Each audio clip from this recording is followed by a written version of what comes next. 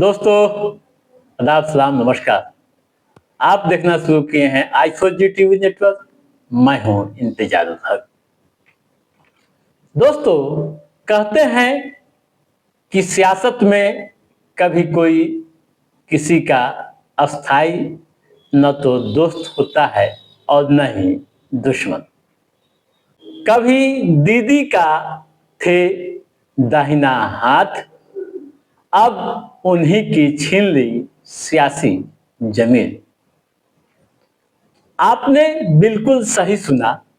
हम क्या कहने जा रहे हैं, यानी बंगाल में बीजेपी की जीत दिलाने वाले शुवेंदु अधिकारी के बारे में बात करने जा रहे हैं, जो अभी मुख्यमंत्री की रेस में सबसे आगे चल रहे हैं।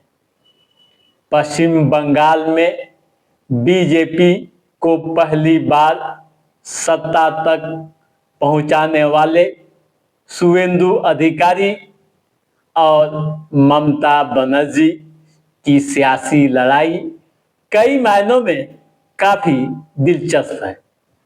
इसे आप तमाम पौराणिक ग्रंथों तथा ऐतिहासिक घटनाओं से भी जोड़कर देख सकते हैं। करीब 55 साल के अधिकारी कभी ममता बनर्जी के सबसे भरोसेमंद लेफ्टिनेंट हुआ करते थे। वह उनके दाहिने हाथ माने जाते थे। आज उन्हीं शुवेंदु अधिकारी ने दीदी का किला ध्वस्त कर दिया है और बंगाल के नए दादा बन गए हैं तथा मुख्यमंत्री बनने की रेस में सबसे आगे चल रहे हैं। दोस्तों, दीदी की टीएमसी ने 2011 में वाम दलों के लगभग 34 साल तक चले शासन को उखाड़ फेंका था और करीब 15 साल बाद 2026 में शुवेंदु ने खुद सत्ता से बाहर कर दिया, या यूं कहूं कि टीएमसी 2026 में 15 साल के बाद खुद सत्ता से बाहर हो गई। कहते हैं कि कभी अपना घर परिवार नहीं बसाने वाली दीदी जनता की सेवा में अपने आप को पूर्ण रूप से समर्पित कर रखा है। लेकिन सत्ता मिलने के बाद जब उन्होंने भतीजा मोह यानी अभिषेक बनर्जी शुरू हुआ, तब शुवेंदु अधिकारी ने टीएमसी को साल 2020 में छोड़ दिया और भाजपा ज्वाइन कर भगवा ध्वज थाम लिया। जब शुवेंदु अधिकारी टीएमसी में थे, तब यह माना जाता था और लगता था कि पार्टी में उनकी जगह दीदी की बाद की है। लेकिन उसी समय लीड रोल व सीन में आ चुके थे अभिषेक बनर्जी दीदी के उत्तराधिकारी के रूप में। टीएमसी के लिए खून पसीना बहाने वाले अधिकारी के लिए यह एक बड़ा झटका था। पार्टी से अलग हो बीजेपी में गए और टीएमसी को सत्ता से बेदखल करने का बीड़ा उठाया। 5 साल के राजनीतिक उठापटक के बावजूद अपनी रणनीति के तहत आगे बढ़ते रहे और 2026 के विधानसभा चुनाव में बीजेपी को प्रचंड जीत दिलाने में अपनी एक अलग भूमिका निभाई। दोस्तों, बंगाल का रसूखदार परिवार व विरासत में मिली है सियासत। आपको बता दूं कि शुवेंदु अधिकारी की सियासत विरासत में मिली है। उनके पिता शिशिर अधिकारी साल 2009 से लेकर 2012 तक केंद्र की मनमोहन सरकार में मंत्री रहे। पूर्वी मेदिनीपुर जिले के काठी में 15 दिसंबर 1970 में पैदा हुए जाति से ब्राह्मण हैं। उनके पिता व परिवार का बंगाल की राजनीति में काफी दबदबा है, काफी प्रभाव देखा जाता है। उनके दो भाई भी राजनीति में पूरी तरह से सक्रिय हैं और सांसद व विधायक रह चुके हैं। शुभेंदु अधिकारी छात्र जीवन से ही राजनीति में सक्रिय रहे हैं।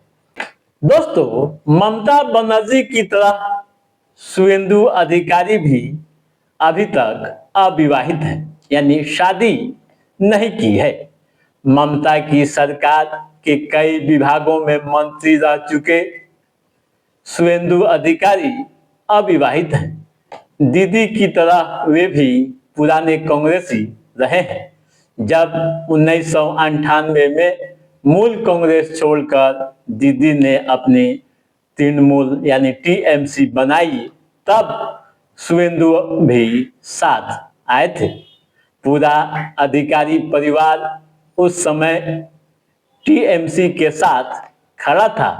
शुभेंदु ने दीदी के साथ हर जगह संघर्ष किया, आंदोलन किए, लाठियां खाई।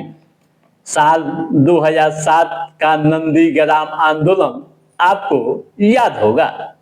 नंदीग्राम ने शुभेंदु अधिकारी को बंगाल की राजनीति में एक बड़े चेहरे के रूप में स्थापित कर दिया। ठीक है दोस्तों, छात्र जीवन से ही वे राजनीति में काफी सक्रिय हैं। पोस्ट ग्रेजुएट यानी पीजी तक की पढ़ाई पूरी करने वाले शुभेंदु अधिकारी उस समय यानी 1989 में कांग्रेस छात्र संगठन परिषद से जुड़े थे। तब वाम दल की सरकार थी और वाम दल की सरकार से लोहा लिया था। 1995 में पहली बार पार्षद बने थे, फिर सांसद, विधायक बने।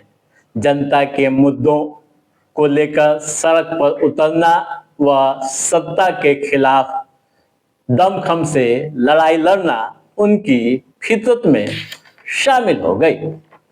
आपको बता दूं कि शुभेंदु अधिकारी देश के पहले ऐसे नेता हैं जिन्होंने किसी मुख्यमंत्री को 2 बार हराया है। 2021 के विधानसभा चुनाव में नंदीग्राम सीट से ममता बनर्जी को हराया था। फिर इसी साल 2026 के चुनाव में भवानीपुर सीट से टीएमसी को हराया, यानी ममता बनर्जी को बुरी तरह से पराजित कर दिया।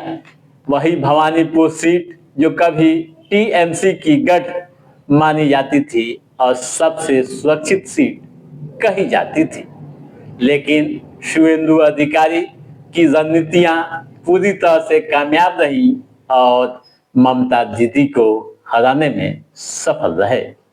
ठीक है दोस्तों, तो आप समझ गए होंगे शुभेंदु अधिकारी के बारे में कि कैसा है उनका सियासी सफर और कैसे कभी वह ममता दीदी का दाहिना हाथ माने जाते थे। तो दोस्तों, आज के इस एपिसोड में बस इतना ही। कैसा रहा हमारा ये एपिसोड, आप लाइक और कमेंट करके हमें जरूर बताइएगा। यदि आपने हमारे चैनल को सब्सक्राइब नहीं किया है तो सब्सक्राइब भी कीजिएगा, ताकि इस तरह की महत्वपूर्ण जानकारियों संबंधित, राजनीतिक गतिविधियों संबंधित जो भी कोई अपडेट हो उसे हम समय समय पर आपके बीच पहुंचाते रहेंगे। तब तक आप अपने दोस्त को दीजिए इजाजत। नमस्कार।